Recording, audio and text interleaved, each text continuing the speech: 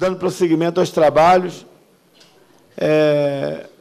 nesse momento convido para fazer sua exposição Adélio Justino Lucas, procurador, membro do Ministério Público do Trabalho no Distrito Federal, Procuradoria-Geral do Trabalho da 14ª Região.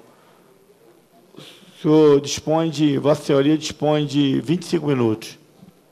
Senhor presidente Washington Reis, presidente da comissão, em nome de quem cumprimento todos os integrantes dessa mesa e todos os presentes neste congresso.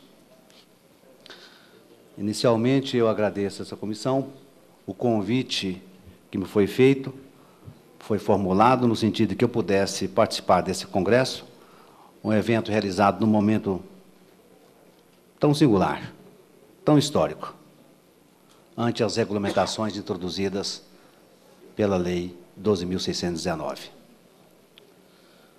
Senhor presidente e demais presentes, permito-me voltar um pouco no tempo recente. Em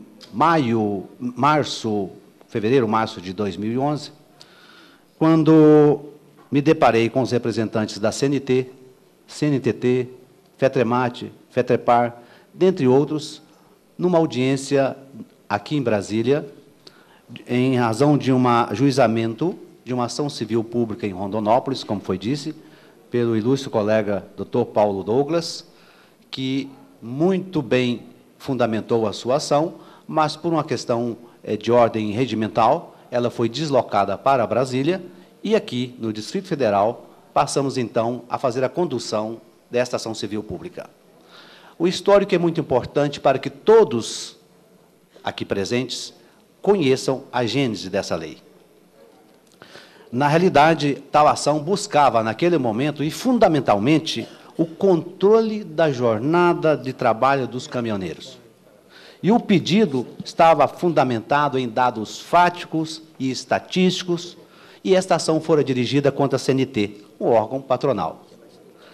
Os dados fáticos colhidos em campo pelo nosso colega Paulo Douglas e dentre outros, foram muito importantes porque foram capazes de sintetizar, mostrar a realidade em que vive o caminhoneiro no Brasil.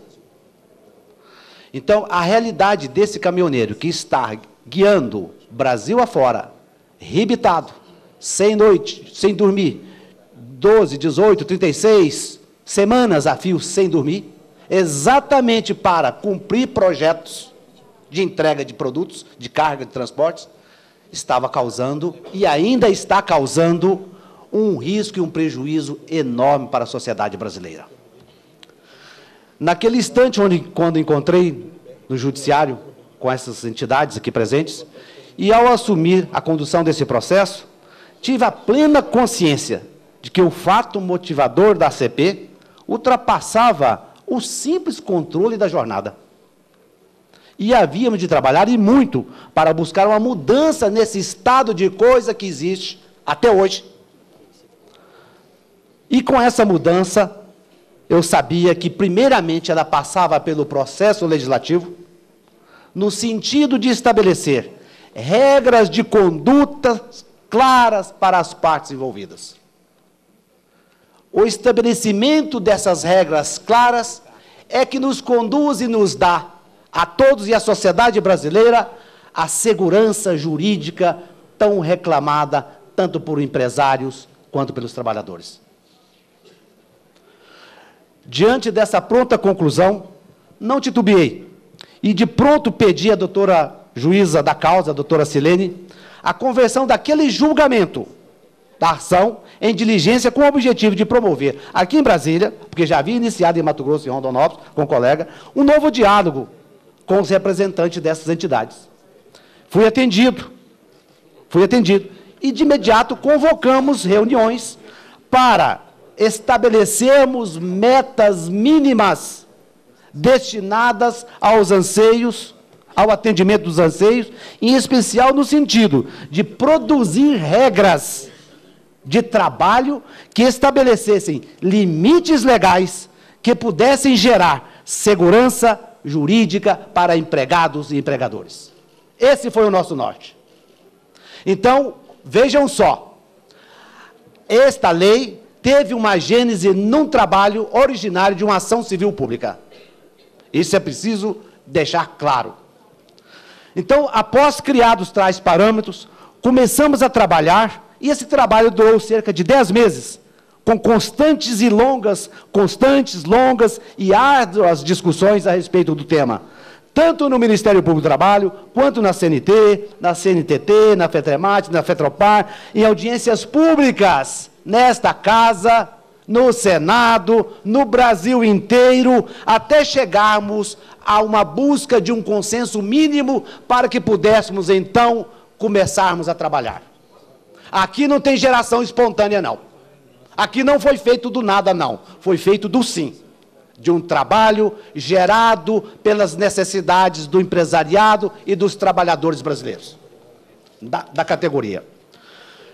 Esse documento no Ministério Público foi gestado a partir da vontade legítima das partes, capitaneado pelo nosso modesto trabalho do Ministério Público do Trabalho, e serviu como substitutivo ao PLC 319, que tinha curso no Senado, e que restou aprovado em ambas as casas do Congresso Nacional, e resultou na Lei 12.619. Chegamos, portanto, à lei de que falaremos. Vejam só, eu quero registrar, desde logo, que o propósito de nosso trabalho, desta comissão e do Ministério Público, um trabalho conjunto, foi no sentido de reconhecer legalmente uma categoria diferenciada para os motoristas, porque, na realidade, esta categoria já existe. Categoria diferenciada, como ocorre com a dos aeronautas, dos marinheiros, ferroviários, etc. Entretanto, alguns vetos, foi aprovada com alguns vetos, a situação, num primeiro momento, e numa apressada análise, pode transparecer que esse objetivo da criação de uma categoria diferenciada não tenha sido alcançado. Mas não é verdade. E isso se extrai da leitura atenta da lei, da integração dos normativos em vigor. Até porque existem decisões judiciais reconhecendo esta categoria como diferenciada. E ela é. Se não fosse, não haveria razão da lei. Destaco, mesmo assim, que a Lei 12.619, ao nosso entendimento, trouxe enormes avanços e, por esse motivo, com sinceridade e modestamente, no que respeita ao nosso trabalho como membro do Ministério Público do Trabalho, incluído aqui, evidentemente, o trabalho do Dr. Paulo Douglas e de tantos outros colegas que, Brasil afora, também elaboraram, lutaram nesse projeto, eu deixo consignado profundamente meus agradecimentos a esse Congresso Nacional, às duas casas, que souberam compreender a necessidade da aprovação dessa lei. E também registro os meus agradecimentos aqui à presidenta Dilma por ter promulgado essa lei, apesar dos vetos. Porque, sem dúvida, essa lei trará resultados positivos não só para a alteração das relações de trabalho vinculadas a ela, mas como também para os motoristas autônomos e para o conjunto da sociedade brasileira. Nós temos de aprender a olhar não só para o eu, nós temos de olhar para a sociedade, para o coletivo. E a normatização dessa lei era necessária, era um reclame, tanto é que que existem ou existiam aqui nas duas casas do Congresso, do Parlamento Brasileiro, diversas iniciativas louváveis de deputados no sentido de promover alterações que viessem a disciplinar essa categoria. Registro também que não era e nunca foi pretensão nossa esgotar todas as situações que envolvem o trabalho dos motoristas profissionais. Até porque, num país continental como o nosso, determinadas situações que ocorrem numa região podem não ocorrer noutra. Daí a razão de, sem qualquer temor, em muitos casos, ter sido explicitamente incluídos e citados na lei, situações de privilégio sobre a possibilidade do disciplinamento e adequação de fatos regionalizados através de negociações coletivas, que é um instituto de previsão constitucional. o que pode a alguns transparecer a possibilidade de que negociações causem prejuízos, ou as más negociações causem prejuízo aos trabalhadores, o que até pode acontecer. Mas não é esse o caminho que deve ser adotado, principalmente quando ocorre numa sociedade moderna como a nossa, onde a informação é uma arma poderosa contra esses abusos.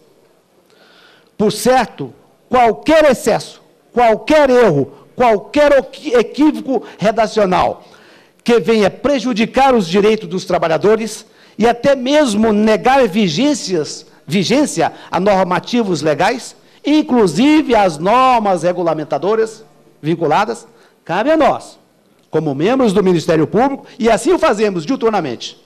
Não é isso, doutor Paulo? O controle dessa possível teratologia, que pode ser feito mediante ações anulatórias, anulando cláusulas, acordos ou convenções coletivas, se celebradas em desacordo com a legislação que disciplina o tema sob enfoque. Então, nós não temos medo.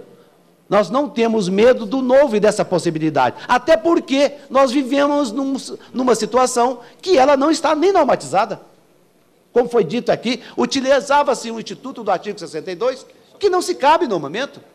A sociedade evoluiu, meios de controle existem a todo momento.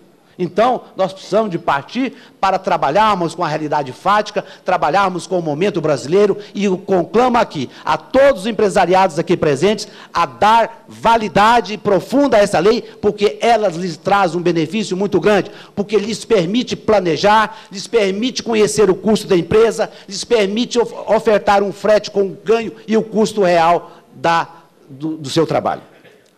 Evidentemente que a pluralidade das atividades que envolve motoristas profissionais, buscamos em certos momentos da lei disciplinar de maneira direta as atividades dos motoristas profissionais, noutros, de maneira indireta ou reflexa, as demais, onde, apesar de não referir a atividade dos autônomos, essa lei também alcança, quando trata, ao depois, do tempo de direção, ou em situações especiais, quando se trata de trabalhadores em transporte de passageiros urbanos, que em certas metrópoles vivem em situações singular, e por esse motivo não poderia o legislador fechar os olhos para tal situação, mesmo que de forma particularíssima mitigasse situações dispostas com o objetivo de atender essas necessidades. Quero dizer que os vetos promulgados pela presidente Dilma, eles foram orientados pelas suas assessorias técnicas, pelos seus respectivos ministérios. Talvez a gênese dessa lei pudesse ter trazido algum equívoco de entendimento quanto a algumas normas postas. Mas eu quero dizer que, em momento nenhum, os vetos promulgados ali trouxeram em si um prejuízo substancial à vivência, eficácia plena dessa lei. Quero dizer que, na nossa redação original, tínhamos a proposição, em determinados segmentos da lei, de vigência em 180 dias. Foi vetado, mas esse veto não coube a quem, pelo menos, subsidiou com esses elementos, ou sentido, o senhor senador Ferraço, salvo engano, que era o condutor do processo do PL nessa casa, para introduzir essas alterações. Esta lei foi produzida sob o entendimento das categorias. E é verdade também que, como eu disse, que não foi pretensão nossa nunca esgotar a questão, é certo que, em todas essas audiências públicas em que participamos, nesse caminho, muitos se juntaram a nós. E, evidentemente, que numa situação de consenso, era impossível, numa lei de consenso, abarcar, prever e resolver todas as situações, inclusive de motociclistas que se diziam transportadores, e uma série de outras situações. Mas quero dizer que estamos trabalhando nas situações com a Casa Civil, capitaneada por um determinado grupo do qual me incluo, no sentido de promover algumas revisões nos vetos e onde existe uma receptividade muito grande, porque agora, com mais clareza, com mais vivência da lei, conhecimento da lei, podemos compreender o seu alcance. O seu alcance normativo, ele precisa ser responsavelmente defendido por todos nós.